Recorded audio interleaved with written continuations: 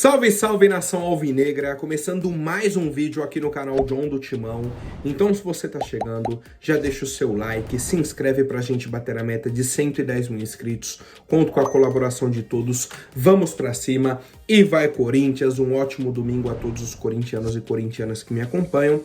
Hoje, novidades um pouco mais rápidas, porque logo mais teremos Corinthians e Santos, o clássico pelo Campeonato Brasileiro. Momento importante para o Corinthians, né, tendo em vista a nossa situação dentro do campeonato, a nossa derrota na última rodada para a equipe do Mirassol, né? Então assim, a gente se colocou numa situação um pouquinho mais complicada, né? O cenário não é dos melhores, é a nona rodada, é um jogo em casa para a gente realmente, né, dar essa resposta, ganhar confiança para a sequência de jogos que teremos.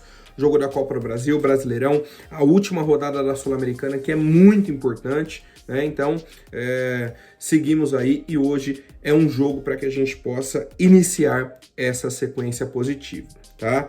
Peço que me sigam nas redes sociais, Instagram, TikTok, Kawaii, Twitter, todos os links na descrição, principalmente o link do Facebook. Peço aí que vocês me sigam lá no Facebook para que a gente bata a meta de 10 mil seguidores lá. Vamos para cima. E editor, pode rodar a vinheta. Ó, salve o Corinthians!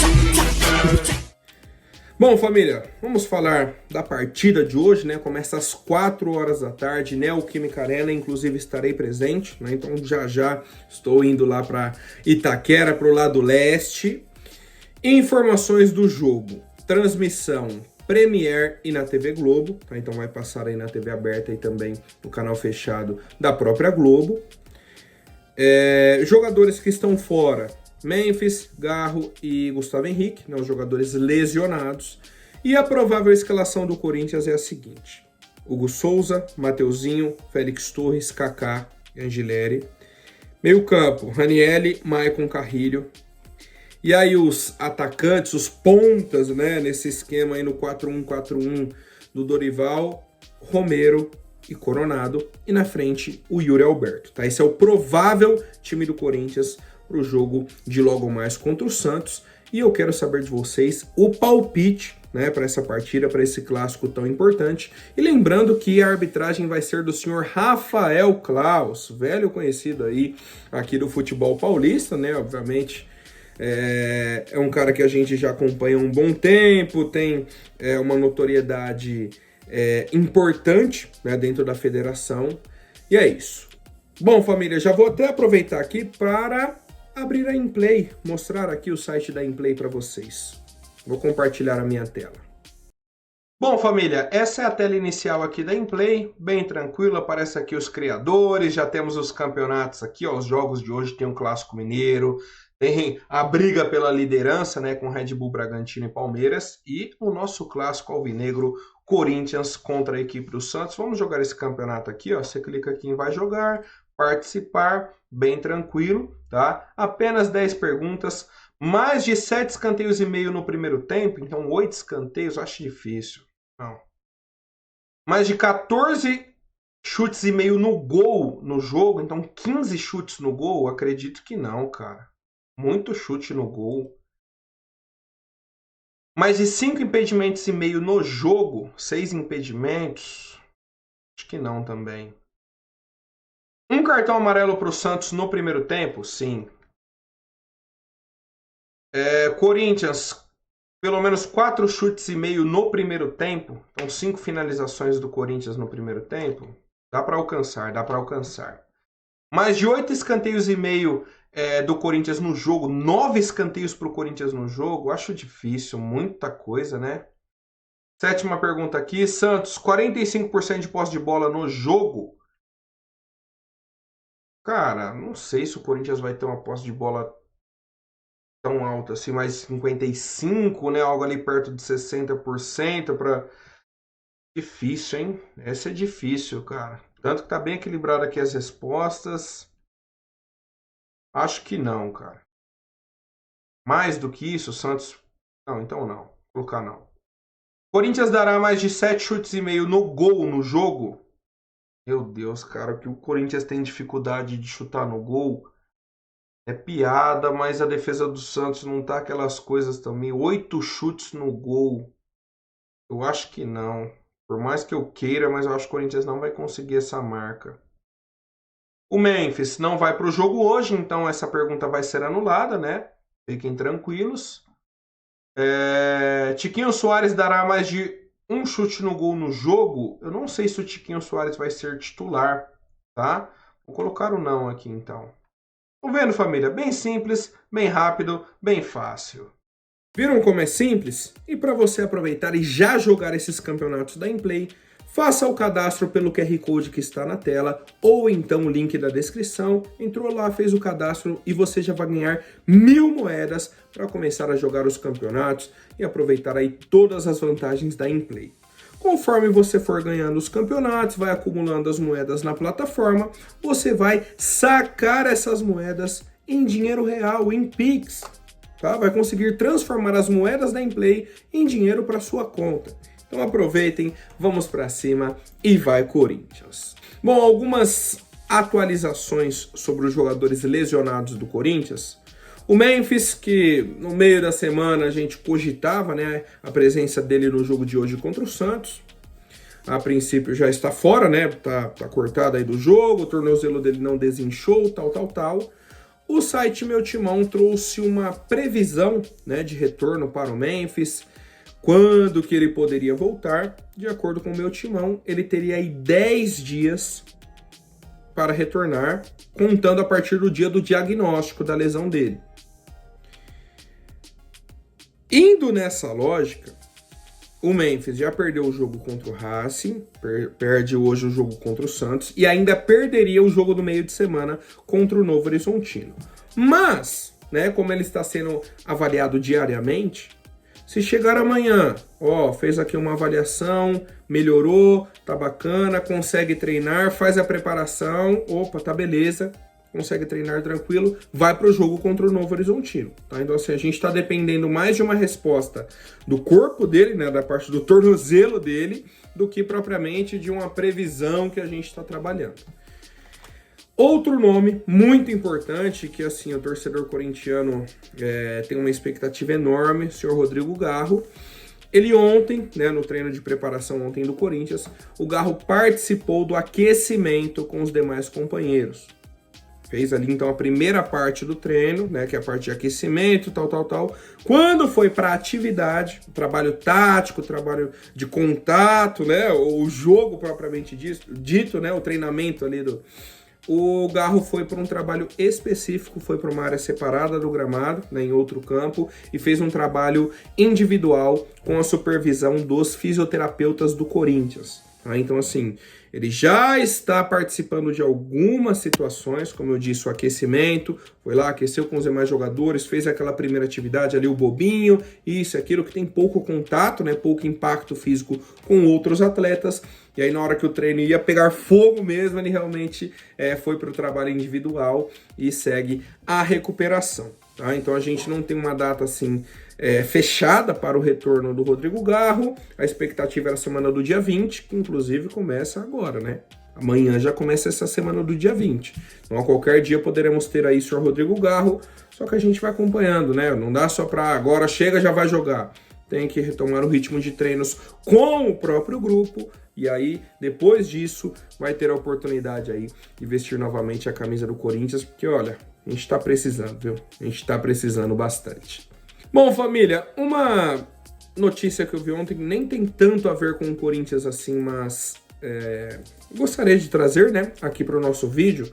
O zagueiro Gil, atualmente na equipe do Santos, marcou uma reunião com a diretoria do Santos porque ele quer rescindir o contrato e se aposentar. Segundo a matéria do pessoal Diário do Peixe, o Gil se arrependeu de não ter aposentado no final agora do ano passado, no fim de 2024. Ele foi para o Santos, né, em 2024, fez aí a temporada da Série B, o time subiu, ele renovou por mais um ano, isso, aquilo, e aí agora no meio do ano ele fala, realmente, tá difícil, tá ruim, o Gil já está aí com 37 anos. Cara, Quanto ao Gil, que jogou no Corinthians, é um jogador assim que eu tenho uma admiração enorme, tá? Enorme, enorme, enorme. A temporada dele de 2015 é surreal. É surreal.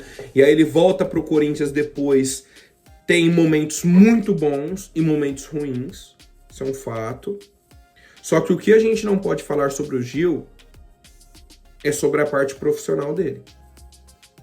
Nunca foi um jogador que você olhava e falava, nossa, tá com preguiça, nossa, tá com má vontade, nossa, o Gil tá...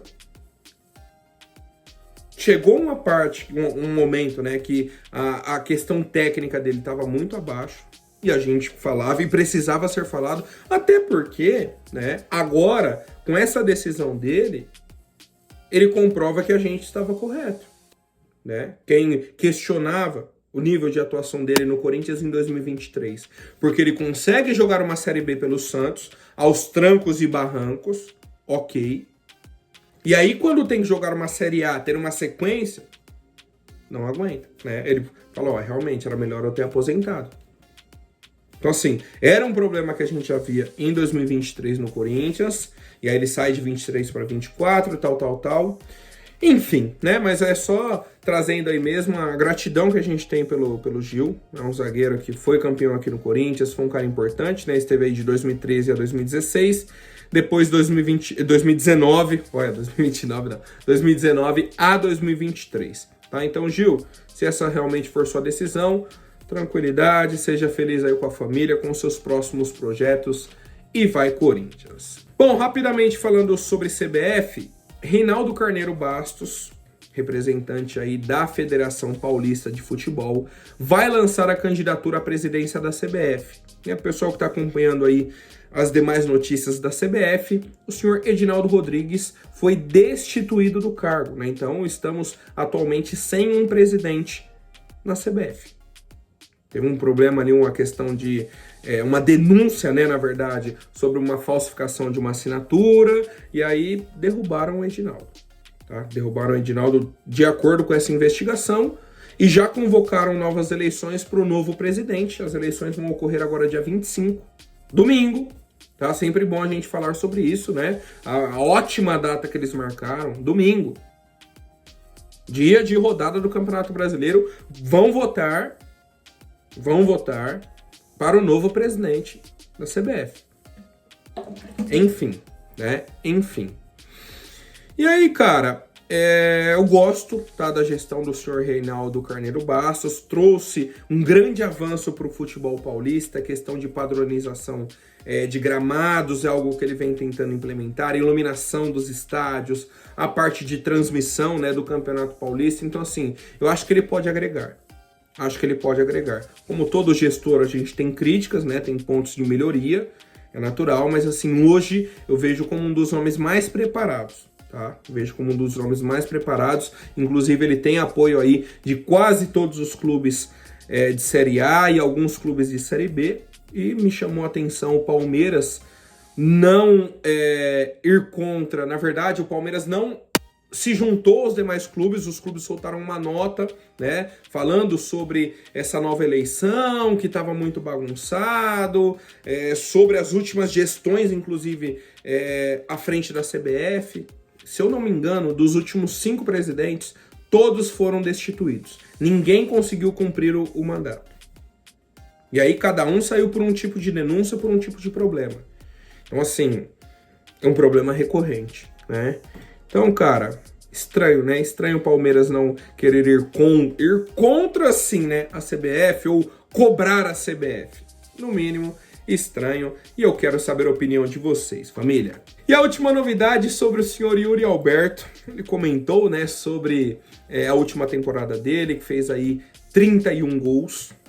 Tá? Fez uma temporada muito importante. E aí ele fala, cara, eu sempre fico analisando a minha última temporada. Se eu fiz um número X de gols, eu quero fazer mais na temporada seguinte. Se eu fiz 20, eu tenho que fazer no mínimo 21. Só que na última temporada ele fez 31 gols. Essa teria que fazer 32. O Yuri já tem 11, né? Então agora faltariam aí mais 21 gols para ele bater essa meta. Pessoal, pro torcedor corintiano tá ótimo. Seria muito importante que o Yuri fizesse até mais do que isso, né? Seria bacana demais. E falou sobre o momento dele no Corinthians, seleção brasileira, questão de possíveis propostas e, por fim, ele trouxe: presidente, vamos renovar. Então o Yuri meio que dando uma cobrada aí no Augusto Melo para renovar o contrato dele. O que me chamou a atenção é o seguinte: o contrato do Yuri vai até dezembro de 2027. Então ele tem pelo menos 1 ano e meio aí de contrato, tá? Fora isso, o Corinthians tem apenas 50% dos direitos econômicos do atleta.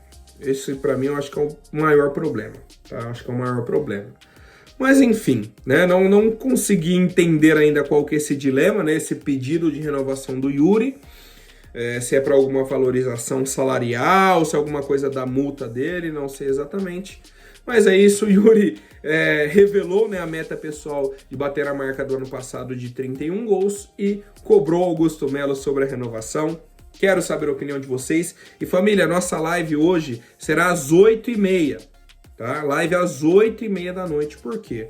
Acaba o jogo do Corinthians, dá tempo de eu voltar de Itaquera e a gente faz a live hoje, né, fechando aí o nosso domingo, tá? Conto com a participação de todos. Mais uma vez, peço a compreensão também, né, por essa logística aí de ir ao estádio, apoiar o nosso Coringão e aí poder voltar aqui também, cumprir com o nosso compromisso. Um abraço, até mais e vai Corinthians!